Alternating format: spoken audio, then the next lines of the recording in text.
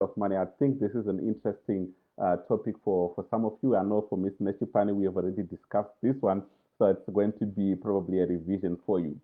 So, like I said, we're going to be talking about the future of money. What I want to say here is let us encourage each other to know and to learn about digital currencies with particular emphasis on the cryptocurrencies because I think that the future is on this digital money. I say this because in many ways we are already using digital currencies. You may not agree with me, but think about it this way, right?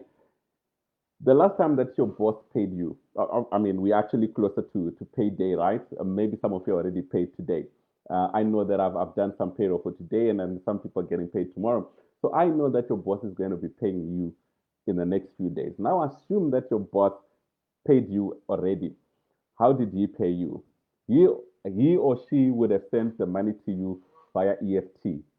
And what does EFT stand for? EFT stands for electronic funds transfer. So already that money transfer is digital. And that was a digital money transfer to your account. Now let us further assume that you had a car installment that you needed to pay. The dealership will set a debit order against your account. They will then also take, say, you have an expensive car, so it's a BMW, whatever series, 7,500 from your account via debit order. That debit order is also digital, by the way. But remember, nothing, no physical cash is moved, among all these parties, from your boss to you to the dealership. It was just digital money, right? The balancing of the cash happens in the background, the reserve bank and your banks and your dealership, that happens in the background.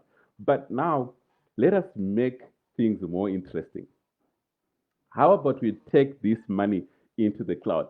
Like actually taking the money into the cloud, sort of programming the money so that it stays on the cloud. Right? You're listening to me right now, and you're listening to me via the cloud, right?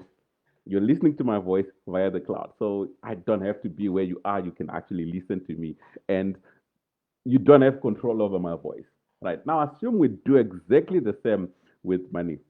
Let us assume that you are an investor and you're investing in US stocks, right? You're buying shares on the US market on a platform like Easy Equities.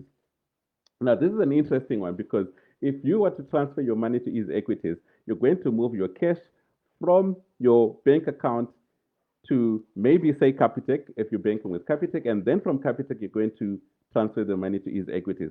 And there's a middleman in between who handles the money and you incur foreign exchange differences, there are charges in there, and then let's now assume that you also then sell these shares, your US stock markets from Easy Equities. That money needs to come back to your account. How does this money come back to your account?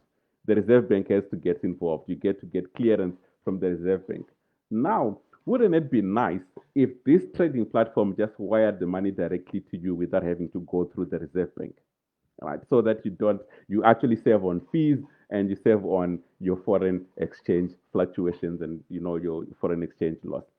So this should be very true if I also sell something overseas. It should exactly be the same. I want someone overseas to pay me directly. I want the money to be like just wired into my wallet on the internet and boom, I get the money. It doesn't have to pass through anyone. And no one actually controls this money because it doesn't belong to the Reserve Bank. It doesn't belong to anyone. It's money sitting in the cloud.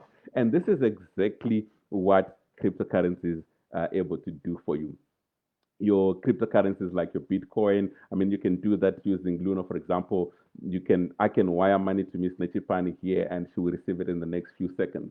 And that is exactly what we want. We want to get rid of, the middleman that is chowing our money through service fees and, those delays that we have.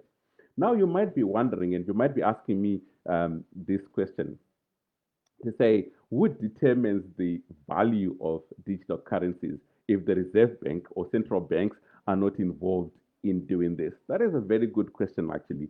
But the truth is that the value of something is derived because we come to a value of something because we both agree that that something has a value. So if we can all agree that this digital currency have a value, it will have a value. And that is exactly what is happening to Bitcoin. That's just a bunch of buyers and sellers who, agreeing on a value essentially. And the more we demand of it, the lesser the prices. I mean the laws of demand and supply. If there's too much supply and demand is low, the price falls. If there is little supply and a lot of demand, then price goes up. That's exactly what happens, and this is what we want to happen in the system. Now, you might also be asking me the question, like, in the South African market, a lot of businesses are in the informal sector. So you might be asking me this question: how will these people transact if we all move to digital currencies? That's also a very good question, by the way. But I want you to see that question as an opportunity to you. So that is a problem that is waiting to be solved. That is a business waiting to happen. That is a business that you can actually take advantage of. So I've just given you a business idea that you can actually go and make money on. Now, but before we close this show, I want you to listen to an expert talk about the future of money. There are things here that I think she will address better than I can ever do. And if you're listening to me on Facebook, what I'll do is I'll send you this link for this conversation so you can actually listen to this conversation at your own pace. But I'll also do send it as well to you listeners as soon as we're done with this show. Take a listen.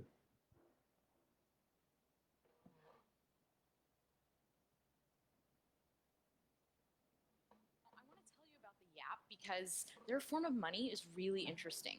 They use these limestone discs called rye stones. Now, the Yap don't actually move these rye stones around or exchange them the way that we do with our coins because rye stones can get